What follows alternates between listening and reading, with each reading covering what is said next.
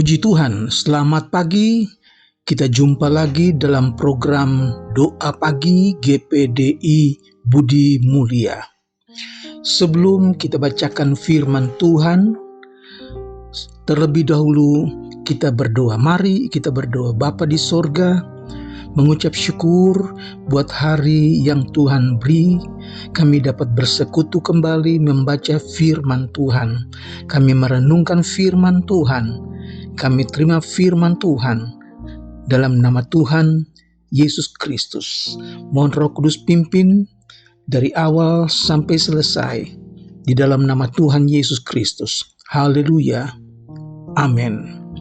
Saudara sekalian, saya akan bacakan ayat yang terambil dari Injil Matius pasal 20 ayat 28.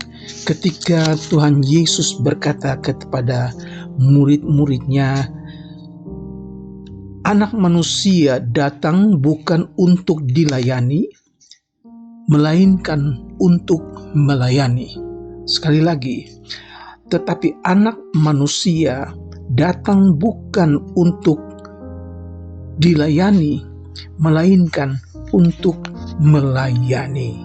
Saudara, Yesus Kristus sebagai Raja, dia tinggalkan kerajaan sorganya, datang ke dunia untuk menebus dosa dunia ini. Dia datang menjadi hamba untuk melayani. Itu sebabnya Tuhan Yesus katakan dalam Injil Yohanes pasal 14 ayat 15, jikalau kamu mengasihi aku, kamu akan menuruti segala perintahku. Saudara, salah satu yang Yesus kehendaki yaitu adanya orang-orang yang melayani. Suatu ketika Yesus menyusur Danau Galilea. Ketika dia melihat dua orang bersaudara, Simon atau Petrus dan saudaranya Andreas, yang sedang menjala ikan. Yesus berkata kepada dua orang bersaudara itu, mari ikutlah aku, dan aku akan menjadikan kamu penjala manusia. Saudara, ketika Simon, Petrus, dan Andreas mendengar Tuhan Yesus memanggil mereka, segera mereka tinggalkan jala mereka dan ikut Yesus. Mereka ikut Yesus menjadi pelayan. Mereka ikut Yesus menjadi hamba, mencari jiwa untuk kerajaan sorga. Saudara, melayani berarti membantu menyiapkan apa yang diperlukan seseorang. Jadi kalau disebutkan pelayan, maka dia adalah yang melayani, dia adalah yang membantu. Saudara, nah ciri khas orang Kristen adalah orang yang suka melayani. Orang Kristen yang baik bukan orang Kristen yang malas, tetapi orang Kristen yang giat melayani Tuhan. Haleluya. Di dalam Kisah pasal 6, Kisah Rasul pasal yang ke-6, ketika murid-murid Tuhan bertambah banyak, ketika orang-orang percaya bertambah banyak yang menerima Injil, maka pelayanan kepada jemaat dirasakan mulai keteteran. Saudara, mulai ada persungutan di antara orang-orang Yahudi yang berbahasa Yunani terhadap orang-orang Yahudi yang berbahasa Greka. Mereka merasakan bahwa pelayanan kepada orang-orang susah itu mulai dilalaikan, diabaikan. Maka para rasul mereka mulai mengadakan pertemuan. Mereka memilih orang-orang yang dapat dipakai untuk melayani meja, supaya pelayanan firman Tuhan itu tidak terbengkalai. Dan saudara, dipilihlah 7 orang yang penuh iman dan penuh Roh Kudus, yaitu mereka memilih Stefanus, mereka memilih Filipus, mereka memilih Prokorus, Nikanor, Timon, dan Pambernas, serta Nikolaus, seorang yang penganut agama Yahudi dari Antioquia. 7 orang mereka pilih untuk pelayanan meja, sehingga rasul-rasul itu lebih dapat berkonsentrasi kepada pelayanan mimbar, saudara. Nah, salah satu yang mereka pilih bernama Stefanus, kemudian meninggal dunia, dirajam dengan batu sampai mati akibat Injil. Nah, setelah pelayanan Injil bertambah baik, ayat yang ke-7 katakan firman Allah makin tersebar dan jumlah murid di Yerusalem makin bertambah banyak.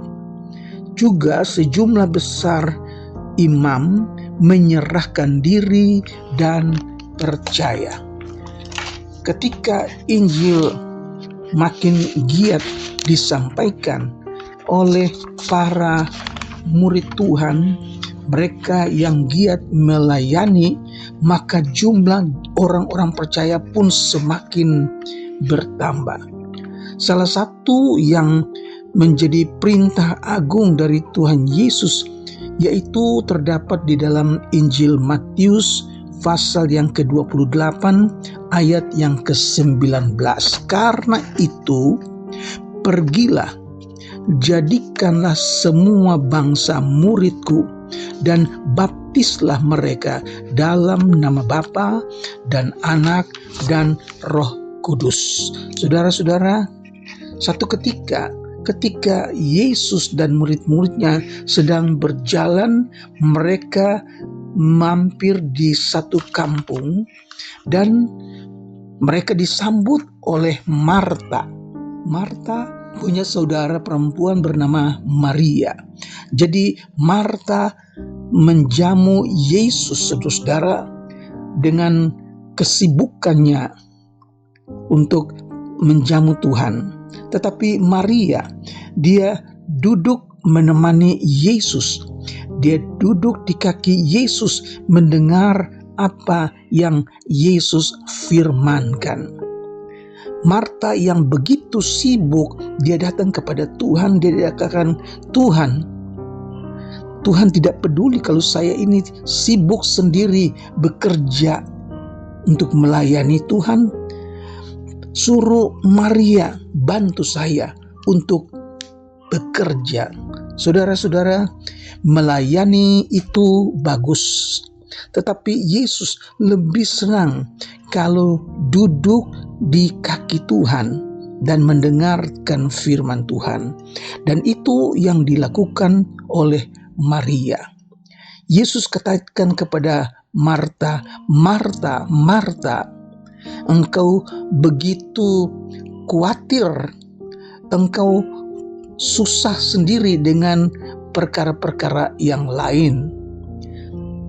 Tetapi Maria, dia telah mengambil keputusan yang tepat, dan tidak ada yang dapat diambil dari Maria.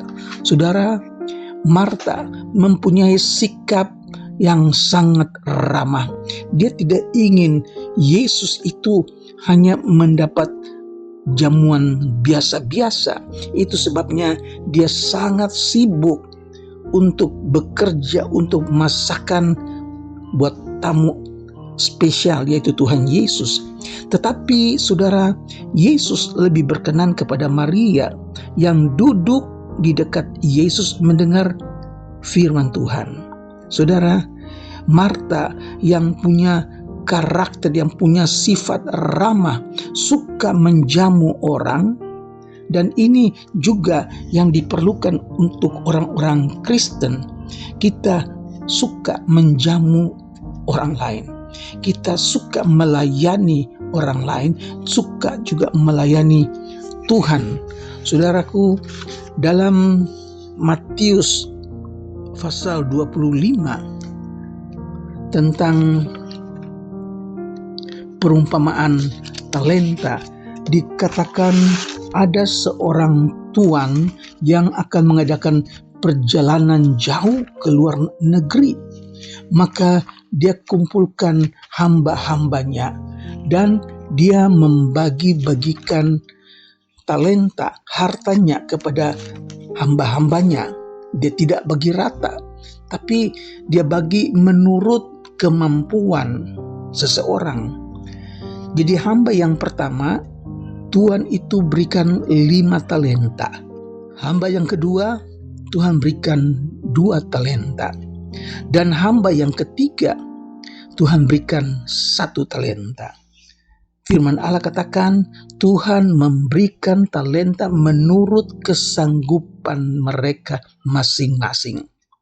Setelah Tuhan itu pergi lama tidak kembali-kembali. Tetapi ketika Tuhan itu kembali, Tuhan itu melihat bahwa hamba yang pertama yang mendapat 5 talenta, dia datang melapor. Dia katakan, Tuhan, talenta yang Tuhan berikan kepadaku 5 talenta. Aku udah berdagang, aku sudah kembangkan, aku sudah kelola, dan aku mendapat laba 5 talenta. Sekarang sudah ada 10 talenta.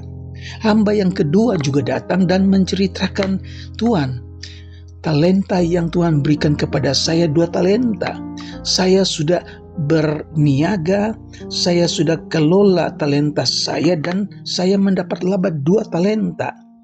Dan sekarang saya punya 4 talenta. Apa yang Tuhan itu katakan kepada kedua hamba? Hai hamba-hambaku yang baik dan yang setia, kalian sudah setia dalam perkara yang kecil, tanggung jawab yang kecil. Sekarang saya percayakan kepada kalian tanggung jawab yang besar. Masuklah dalam kebahagiaan bersama Tuhanmu. Saudara, tetapi hamba yang mendapatkan 1 talenta, dia datang juga. Dia lapor. Dia katakan, Tuhan adalah seorang yang kejam dan aku takut. Maka aku kuburkan talenta yang Tuhan berikan kepada saya. Saya simpan di dalam tanah. Apa yang Tuhan itu katakan? Hai hamba yang malas dan yang jahat. Tuhan itu katakan, masukkan dia dalam kegelapan yang paling gelap. Di sana terdapat ratap dan kertak gigi. Saudara, satu perumpamaan bahwa Tuhan tidak ingin melihat hambanya menjadi hamba yang malas. Tuhan itu ingin melihat hamba yang rajin, hamba yang setia, hamba yang dapat mengelola kepercayaan tuannya. Roma pasal 12 ayat yang ke-11, janganlah hendaknya kerajinanmu kendor. Biarlah rohmu menyala-nyala dan layanilah Tuhan. Puji Tuhan.